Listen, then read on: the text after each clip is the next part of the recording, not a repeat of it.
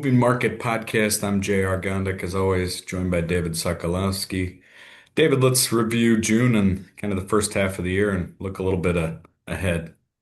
Sure. Thanks, Jared. So first half of the year was very strong across the board. If you look at it, major market indexes reached all-time highs and have continued to advance from there. But for the month of June, it was pretty mixed. Larger companies underperformed smaller companies, and that's been the case year to date as well. And as you look at the overall economy, seems to be in good shape. GDP continues to expand, although at a slightly slower pace. The Fed is going to be focusing more of their attention on inflation rather than unemployment, as the labor market's been in pretty good shape. And as we look ahead in the next couple of weeks, we're going to start to get a lot of information from companies on earnings. We'll see the impact of the war with Iran, as well as just other economic activity. So it'll be interesting to see what some of the companies have to say. But recapping the first half of the year, if you look at it, the S&P is up about 9.5% for the year. It was down a little bit in June, down just over 1%. But the interesting thing to note, I think that you're starting to see is the equal weighted index is starting to outperform the S&P. And so the equal weighted index, just as a reminder, is all of the same components as the S&P 500, but equally weighted. So larger companies don't have a disproportionate impact.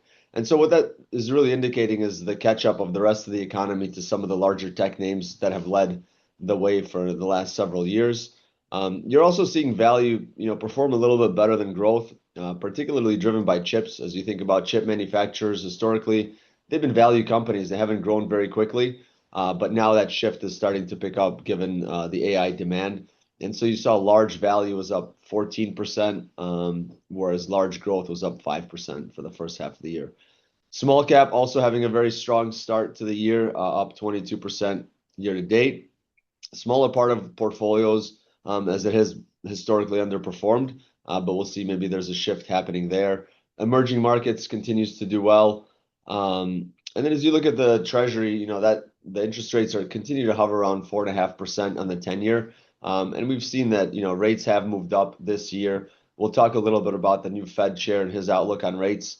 But you've seen interest rates in general move slightly higher.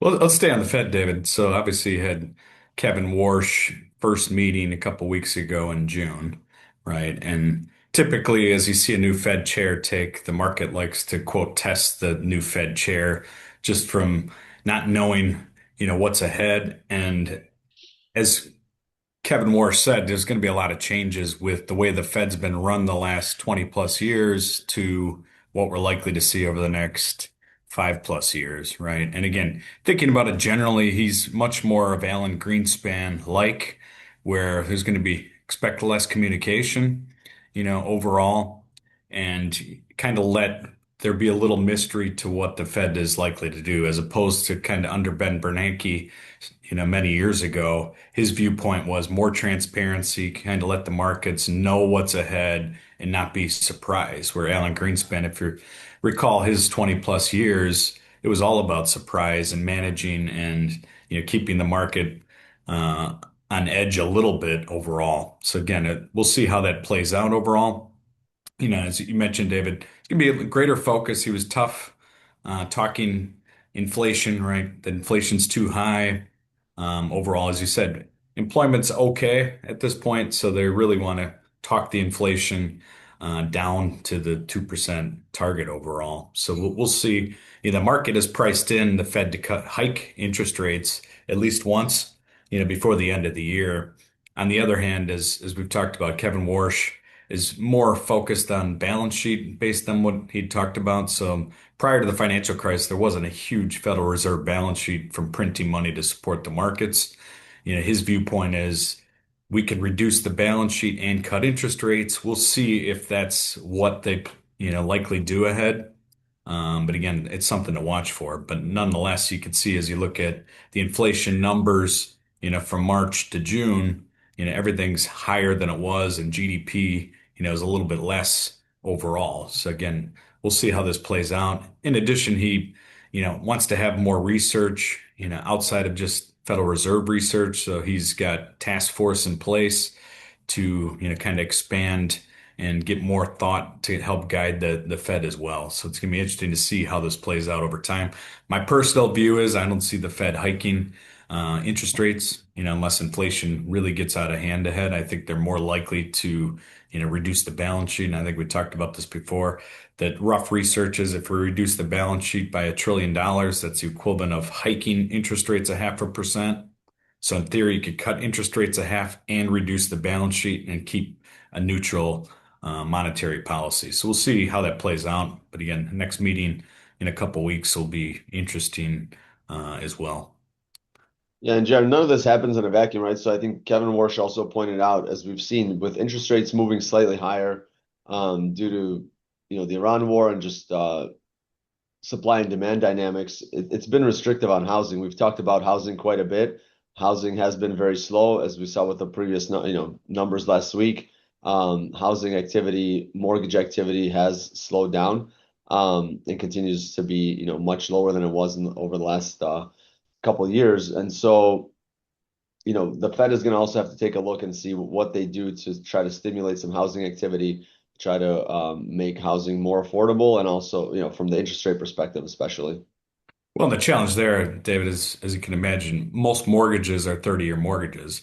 So if interest rates are high and trending higher potentially with inflation, but if we go to the scenario where they reduce the balance sheet and cut interest rates, it's not really likely to help much in 30-year mortgages.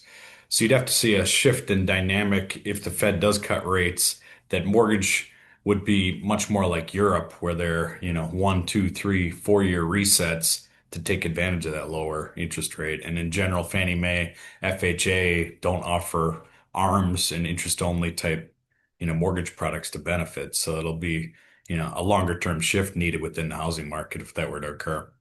So let's talk about now kind of the market, David. I think we've been on a theme. Jensen Huang, the CEO of NVIDIA, talks about the five-layer cake, for AI. And I think it's interesting as you look what's played out, last couple of years, AI has come a lot quicker, and the investment going in across the board is, humongous from the standpoint of GDP and overall. And I think as we think about portfolios and growth and dynamics, I think as you look for opportunities within the markets, I think, as a baseline of, thinking, this is where the growth is. So I think you want to have exposure, to many parts of this, five-layer cake. Yeah, Joe, I think, and this has other implications in the economy as well. But as you look at it, the first layer is obviously energy, right? Energy and the components that it takes to power AI. I think, and this is maybe not the most recent data, but if you look at the amount of energy that it takes to look up something on ChatGPT versus Googling, it's like 17 times more energy. And so the energy demand is very, very high. And that'll be a key component of building that out. The second layer are the chips, and obviously the other physical components that go into creating the AI infrastructure. The level three is infrastructure, which again is everything, all of the physical components around it. The next is the models, which is essentially taking all the information and sorting through it. And lastly, it's applications, which then are very purpose built applications to execute a specific task.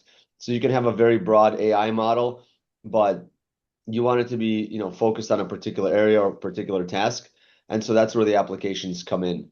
And as you look at it, and as you've seen historically, like we've seen in the past with GM, where what's good for GM is good for the U.S. economy. It really is, a larger part of the portfolio these days. But you don't want to have all your portfolio there. So you want to balance a little bit more towards the parts of the economy that are driving the economic growth.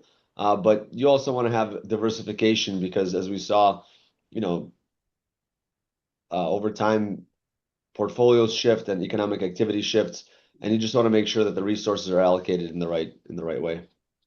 Well, and it's the old saying, no tree grows to the sky, right? So it's, I think it's cognizant of taking profits, staying balanced on a lot of these names, because it always reminded we have our first stock screen from 1974 on our wall in the office, and three of the top six companies in 1974 ended up going bankrupt.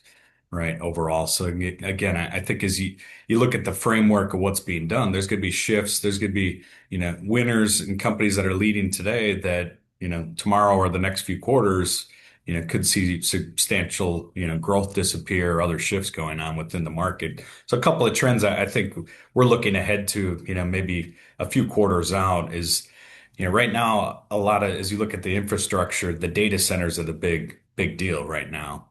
A lot of that's, based in the cloud. So, looking ahead, there's a lot of belief as you talk about the computing power will shift to what's kind of called the edge, right? And that's going to be robots, cars, other, areas that'll be physical, overall. So I think, hard to tell which companies will directly benefit. But again, that's going to be a trend to watch. One other thing we're watching here near term, I think, is Spectrum.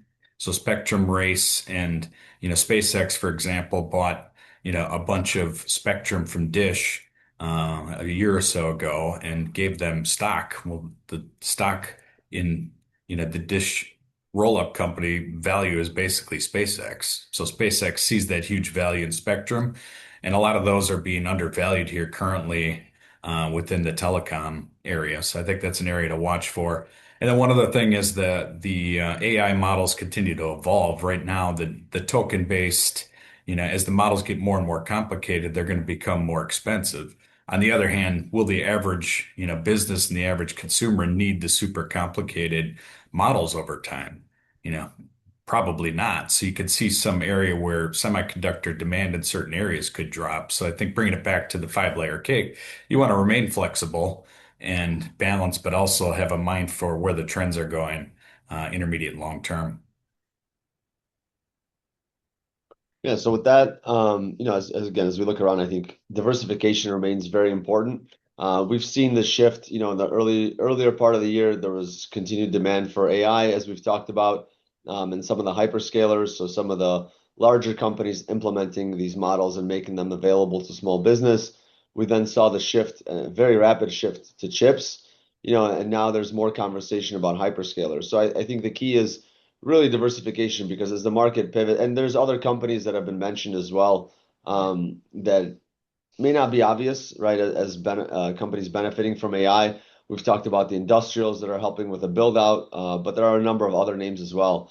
And so the key really is the diversification because as you see, you have these large pops, you then have these companies, as there's a lot of excitement, you then see these companies sell off, but it's good to be diversified, take advantage of some of those names as they go much higher, obviously reduce the positions, lock in some gains. And again, as we watch industries build and then ultimately unwind in some cases, you want to make sure that you still lock in some of those profits because it's good to have it on paper, but it's also, it's okay to pay some tax, realize some gains, and rebalance to other parts of the portfolio where there's more opportunity. Well, and looking ahead, David, I mean, we're about to hit earnings season next week. The big banks start. And again, with all the underwriting from debt and capital markets activity and trading volatility, I mean, it should be very strong results in the financial sector. But again, all earnings seasons generally are critical, but this one, to me, given where the markets are, is even, a more critical phase of where we're at. So the next few weeks are really going to give us the data to see where the growth is continuing and where to rebalance, within the overall markets and within kind of that five-layer cake thinking as well. So with that, I want to thank you for tuning in. We'll touch base next month. Thank you.